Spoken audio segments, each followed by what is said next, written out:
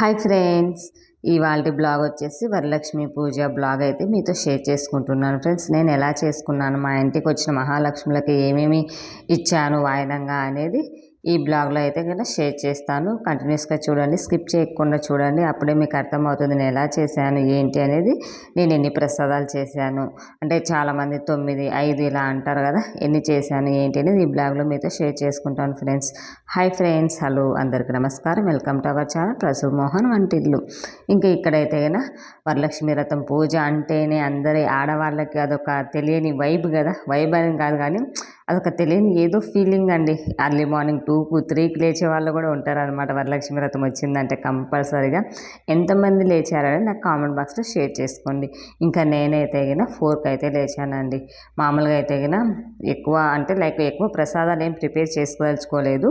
ముందుగానే నేను ఏమేమి చేయాలా ఏంటి అనేది నైట్ ఆలోచించి పెట్టుకుంటాను కాబట్టి మార్నింగ్ తొందరగా అయిపోయేలా చూసుకుంటాను. నా పని అయితే గిన ఏదైనా సరే ప్లానింగ్ ఉందంటే ఈజీగా అయిపోతుందని నేను అంటాను. ఫ్రెండ్స్, ఇంకా మార్నింగ్ లేచేసి ఒక్కసారి మొత్తం తడిగుడ్డ అయితే పెట్టేసి ఇంకా స్నానం చేసుకొని వచ్చిన తర్వాత గ్యాసు గడప అన్నీ పూజించేసుకొని మంచిగా వరిపిండితో అయితే ముగ్గు పెట్టుకుంటా. ఇట్లా స్పెషల్ డేసెస్ ఏమైనా ఉన్నాయి అంటే కనుక ఆ రోజు కంపల్సరీగా గుమ్మం ముందు బియ్యం పిండితో అయితే ముగ్గు వేసుకుంటాను. నార్మల్ డేస్లో అయితే కనుక చాక్ పీస్తో వేసేస్తాను అనమాట. ఈ విధంగా మంచిగా గడపను అయితే పూజించేసేసుకొని ఇంకా మామిడి తోరణాలు మా వారు నైటే అన్నీ తెచ్చిచ్చారు కాబట్టి ఈజీగా అయిపోయింది నా పని అని చెప్పచ్చు. ఇంకా ఏమేమి కావాలి ఏంటి అనేది నైటే మీకు ముందు బ్లాగ్లో అయితే కనుక చూపించాను కదా ఎలా అరేంజ్ చేసుకున్నాను అనేసి. సో ఇలా అరేంజ్ చేసుకున్నాను అంటే ఈజీగా పని అయితే అయిపోతుంది. ఇంకా చూసారు కదా, మనకి లక్ష్మీ వారం అంటే శుక్రవారం గురువారం కిందికి వస్తుంది.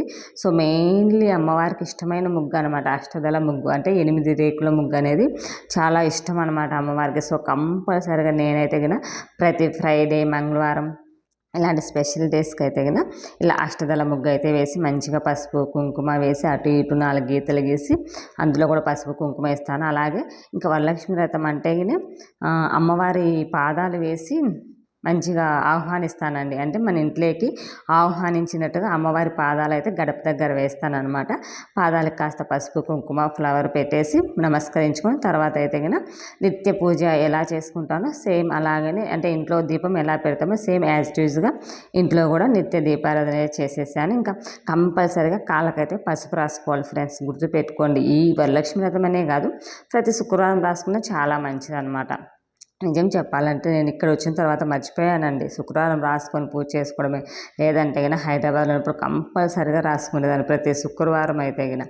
ఇంకా నేను ఇలా కాళ్ళకు పసుపు రాసుకొని నిత్య దీపారాధన ఇవన్నీ అయిపోయేసరికి ఆల్మోస్ట్ 6:30 అయిపోయిందండి. చెప్పాలంటే కనుక తెల్లారిపోయిందని చెప్పచ్చు అనమాట. ఇంట్లో పనులకే తెల్లారిపోయింది. ఇంకా నేను ప్రసాదాలు ఏమేమి చేశాను ఏంటి అనేది ఏమీ షూట్ చేసుకోలేదు, నార్మల్గానే చూపించేస్తున్నాను.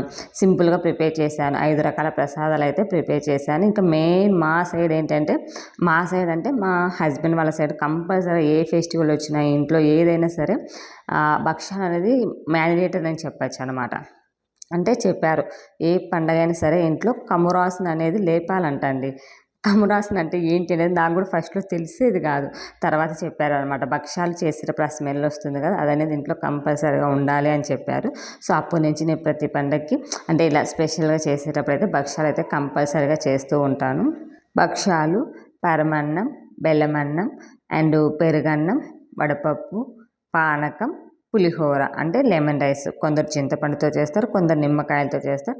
బట్ నేనైతే కానీ నిమ్మకాయలతో చేస్తాను. ఇంక ఎప్పుడన్నా చింతపండుతో ప్రిపేర్ చేస్తాను. ఇలా సింపుల్గా నా ప్రసాదాలన్నీ ఒక 45 మినిట్స్లో అయితే ఈజీగా అయిపోయాయి అనమాట. సో అందుకే ఇంకా అవేం షూట్ చేయలేదు. చేసిన తర్వాత స్మాల్ క్లిప్ అయితే యాడ్ చేశాను అంతేనండి. నేను చేసుకున్న ప్రసాదాలు అయితే ఇవి. ఇంకా తర్వాత కంపల్సరీగా వడపప్పు పానకం ఇదైతే మ్యాండేటరీగా పెట్టాలి అమ్మవారికి. ఇంకా తర్వాత ఇక్కడ నాకు కావాల్సిన పూజా సామాన్లు అన్నీ నా దగ్గర పెట్టేసుకొని ఇంకా అమ్మవారికి సమకూర్చుకుంటున్నాను. ఇవన్నీ ప్రిపేర్ అయిపోయిన తర్వాత నేను వెళ్ళి రెడీ అయ్యి వచ్చి పూజ చేస్తాను అనమాట. ఇంకా ఫస్ట్ అయితే మనం ఎక్కడ పూజ చేస్తున్నాం ఏంటి అనేది చూసుకొని, అంటే తూర్పు దిక్కుగా ఈశాన్య మూల ఉండే విధంగా చూసుకోండి ఫ్రెండ్స్ ఎవరైనా సరే. ఇంకా నేనైతే కానీ హాల్లోనే దేవునికి సైడ్ ఈశాన్య మూలకి కొంచెం సైడ్గా పసుపు రాసేసి మంచిగా అష్టదళ ముగ్గు వేసేసి 4 దిక్కులు 4 గీతలు అయితే గీసేసి పసుపు కుంకుమ వేసి అక్కడ ఒక పీఠం లాగా వేసాను అనమాట. మీ దగ్గర పీఠం ఉంటే పీఠమైన వేసుకోండి, లేదంటే అవైలబుల్ బట్టి అండి. నా దగ్గర అయితే గాని ఒక స్టూల్ లాగా ఉంటే చిన్నది, అది వాష్ చేసుకొని ముందుగానే పెట్టుకున్నాను. సో, ఆ స్టూల్ వేసేసి దానిపైన కొత్త రవిక ఉంటుంది కదా! ఆ బ్లౌజ్ పీసెస్ వేసేసి ఇంకా అరటి కొమ్మలు తెప్పించుకున్నాననమాట. లాస్ట్ టైం లేవనేసి తేలేదు మా వారు. లేదంటే గనుక కంపల్సరీ అరటి పిలకలు పెడతాను. అంటే అరటి పిలకలు పెట్టడం వల్ల అదొక తెలియని కళ అనమాట. అమ్మవారికి కూడా చాలా ఇష్టం అనమాట. అరటి పిలకలు, ఏనుగులు ఇలాంటివి ఉంటే గనుక మీ దగ్గర అవి కూడా అలంకరించుకోవచ్చు అనమాట. చిన్న చిన్న ఏనుగులు ఇలాంటివి ఉంటాయి కదా అమ్మవారికి అటు సైడ్ ఇటు సైడు. అలా ఉన్నా కూడా అలంకరించుకోవచ్చు. బట్ నా దగ్గర ఉన్న వాటితో నేనైతే పూజ కంప్లీట్ చేసుకున్నాను. ఇంకా మధ్య మధ్యలో నాకేమైనా కావాలంటే నేను మర్చిపోయి ఉంటా కదా! అన్నీ సమకూర్చుకోలేం కదా! ఏదో ఒకటైతే కంపల్సరీగా మర్చిపోయి ఉంటాం కదా! అవన్నీ అయితే మా వారు అందిస్తూ ఉన్నారు. ఇంకా ఆ రోజు వర్క్ ఉన్నింది కాబట్టి నాతో పాటు పూజలో అయితే అస్సలు కూర్చోలేదు. కొంచెం అవి రెడీ చేసుకునేంత వరకు అంటే మార్నింగ్ టైంలోనే ఇవన్నీ ప్రిపేర్ చేసి కాబట్టి ఉన్నారు. తర్వాత 9కి అయితే వెళ్ళిపోయారనమాట. కానీ నేను ఒక్కదాన్నే పూజ చేశాను. లాస్ట్ ఇయర్ అయితే మా వారు కూడా నా పక్కన కూర్చొని పూజ చేశారు. బట్ ఈసారి మా వారికి వర్క్ ఉందనేసి నా దగ్గర అయితే కూర్చోలేదనమాట. ఇంకా నేను పీఠం పెట్టాను కదా! పీఠం పెట్టిన దగ్గర అమ్మవారి పటం పెట్టేసి మంచిగా పసుపు, కుంకుమ, గంధంతో అలంకరించుకొని ఫ్లవర్స్ అన్ని చిట్టి గాజులు అమ్మవారికి ఏ ఇష్టం ఉంటే అవి పెట్టుకోవచ్చండి ఈ వారం అయితే గిన. వరలక్ష్మి వ్రతం రోజు అయితే. ఇంకా అలాగే చిన్న చిన్న బౌల్స్‌లో పసుపు, కుంకుమ పెట్టి అమ్మవారి దగ్గర 2 దీపాలు పెట్టేసి దీపారాధన చేసి తర్వాత కలశం కావాల్సినవన్నీ పెట్టేసుకుంటాననమాట. మళ్ళీ కింద కూడా ఒక పీట వేసేసి పీట మీద పసుపు రాసి అష్టదళ ముగ్గు వేసి ఒక ప్లేట్‌లో బియ్యం వేసి బియ్యం మీద మనం కలశం అనేది సమకూర్చుకోవాలండి కంపల్సరీగా. ఇలా కలశానికి కావాల్సినవన్నీ సమకూర్చుకున్న తర్వాత పసుపు, ఇంక కుంకుమ, ఆచనమనీయంకి ఇంక నేనైతే గాని అమ్మవారికి 5 రకాల ఫ్రూట్స్, 5 రకాల ప్రసాదాలు అయితే ప్రిపేర్ చేశాను. అలాగే ఆచమనం చేయడానికి కలశం పెట్టేసుకుంటున్నాను. మంచిగా వాటర్ వేసేసి అందులో ఒక పుష్పం వేసేసి పసుపు, కుంకుమ, అక్షింతలు వేసేసి ఆ పంచపాత్రను మంచిగా పసుపు, కుంకుమ, బొట్టు, చందనం పెట్టేసి పక్కన పెట్టుకోవాలి. మనము ఈ వరలక్ష్మి వ్రతము బుక్ దొరుకుతుందండి. ఎవరికైనా తెలియకుంటే గనక చెప్తున్నాను, మళ్ళీ చెప్తున్నాను. ఆ బుక్‌లో మనకు ప్రతి ఒక్కటి ఉంటుంది. పూజ ఎలా చేయాలి, ఎక్కడి నుంచి స్టార్ట్ చేయాలి అనేది ప్రతి ఒక్కటి వివరంగా ఉంటుందన్నమాట. సో, బుక్ చదువుతూ మనం మంచిగా హ్యాపీగా చేసుకోవచ్చు. కాకపోతే కొంచెం టైం పడుతుందన్నమాట. మ్యాక్సిమం ఒక 1 అవర్ టైం అయితే పడుతుంది ఫ్రెండ్స్. మంచిగా చదువుకొని పూజ చేసుకోవడానికైతే.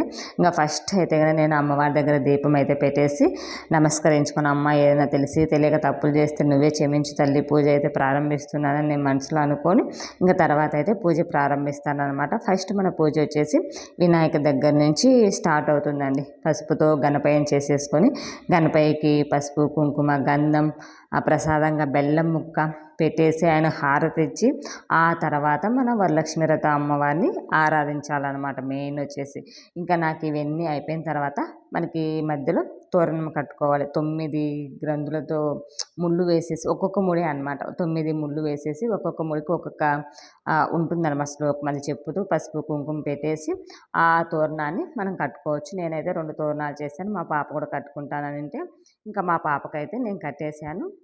మనం తోరణం కట్టుకున్నప్పుడు కూడా చేతిలో అక్షింతలు, పుష్పం కట్టుకొని తర్వాత అమ్మవారి దగ్గర పెట్టేసి నమస్కరించుకోవాలి.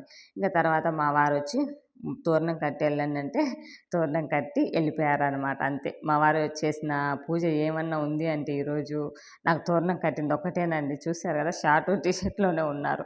పూజ అయిపోయిన తర్వాత దేవునికి నమస్కరించుకోవడానికేమో మళ్ళీ వెళ్ళి రెడీ అయ్యి వచ్చారు. ఇంకంతే అనమాట నాకు చేసిన హెల్ప్ మా వారు. ఇంకా నేనైతే గిన ఈ విధంగా చేసుకున్నానండి వరలక్ష్మి వ్రతం అయితే.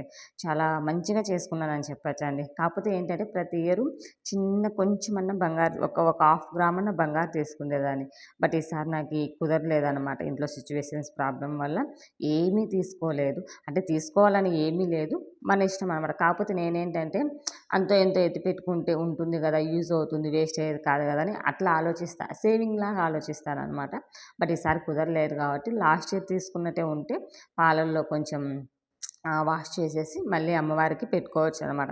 ప్రతి ఇయర్ కొత్తవే కొనాలని ఏం లేదు. పాతవున్నా కూడా అవి వాష్ చేసి పాలతో మళ్ళీ అమ్మవారికి సమర్పించుకోవచ్చు. ఇంకా తర్వాత పూజ అంతా ఈ విధంగా అయిపోయిన తర్వాత దీపారాధన చేసి ఇంకా మనం చేసిన ప్రసాదాలు ఉంటాయి కదా! ప్రసాదాలన్నీ అరిటాకులు ఈ విధంగా 1 బై 1 మంచిగా అరిటాకును క్లీన్ చేసేసి మన అతిథి ఇంటికి ఎలా భోజనం కనుకొస్తే పెడతాము. సో, అదేవిధంగా ఇక్కడ కూడా మనం అమ్మవారికి పెట్టాలన్నమాట. ఇంకా నేను చేసిన ప్రసాదాలు, వడపప్పు, పానకం, వడపప్పులో కొంచెం బెల్లం ముక్క ఇవన్నీ పెట్టేసి ఇంకా నేనైతే గిన టెంకాయ కొట్టేసి హారతి అయితే ఇచ్చాననమాట. ఈ వరలక్ష్మి వ్రతం పూజా విధానం అయితే ఈ విధంగా చేసుకున్నాను ఫ్రెండ్స్. ఎలా అనిపించింది ఏంటి అనేది కామెంట్ చేయడం మర్చిపోవద్దు. అలాగే మా ఇంటికి వచ్చిన మహాలక్ష్ములకి వాయనం ఇచ్చాను. ఆ వీడియో అంతా నెక్స్ట్ బ్లాగ్లో మీతో షేర్ చేసుకుంటాను friends. By by, take care.